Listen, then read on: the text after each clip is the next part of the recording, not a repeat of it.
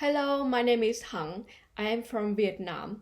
Today, I will present my master dissertation on the representation of Vietnamese families in Northern America for picture books. What motivated me to do this research was my personal experience of staying abroad in the UK, Denmark, and the Netherlands for 2 years. During that time, I became aware of the international refugee crisis and experienced a sense of compassion for the suffering children were enduring. Within my degree, I had the opportunity to study the stories of migration and refugees. I remember how the powerful healing effect of children's books has helped me personally and decided to investigate how such stories might benefit these children. Being Vietnamese, I decided to explore the stories written by authors of Vietnamese origin because our country has its own history of migration from the 1970s and 1980s. While searching for relevant children's literature, I found 4 really powerful children's books that I believe could help children navigate their traumatic experience and to understand that they are not alone, that they will survive this experience and have a brighter future in the new land. I use the theory of narrative arts with a focus on 2 key concepts, visual objects and framing, to analyze the text and pictures. I wanted to identify how the family was organized and how family members interacted with one another, as well as how the illustrators represented colors, positions, and shapes to tell the stories. There are 3 key findings that you can see on the screen. However, here I will mainly focus on the first finding, which was the most exciting for me. First, the paper boat began this curation by sharing the experience of a family boarding a boat and left Vietnam in 1978.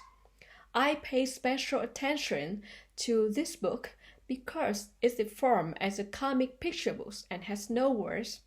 Second, a different point illustrates the struggles of Vietnamese working-class family endure while living in the US as refugees. Here, the father takes his child to go fishing for food, not for sport. The father has the opportunity to share with the child their family history. I paid attention to analyzing the graphic novel elements in this book. Third, the dwarf presents the journey of a Vietnamese woman from a child to going to Canada to her eventual success in becoming a doctor and contributing to society. The last one, 100 Years of Happiness, closed this curation by sharing a story of how a family was involved in making a traditional food to help their grandma deal with memory loss. These stories were presented in a positive way through the change in color scheme. The colors are darker at the beginning of the story and becomes brighter when the plot is close to the end. There are 5 groups of people who would benefit from my research besides the researchers.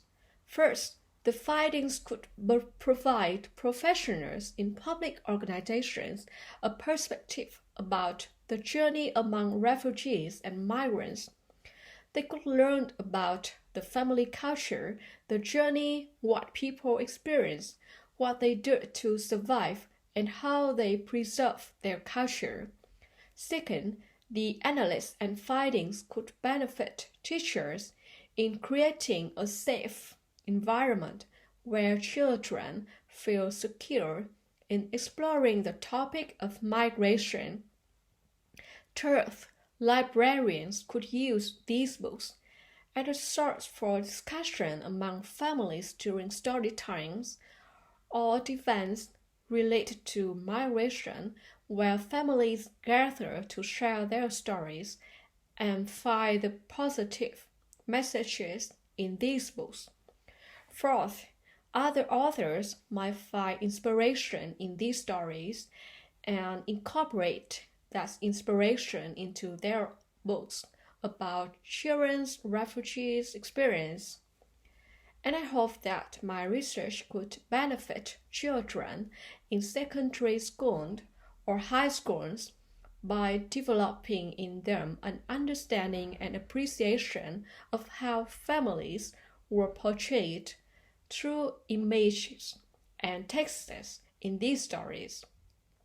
For those students who had a child refugee's background, these stories can help them understand that they are not alone and that a better life awaits them.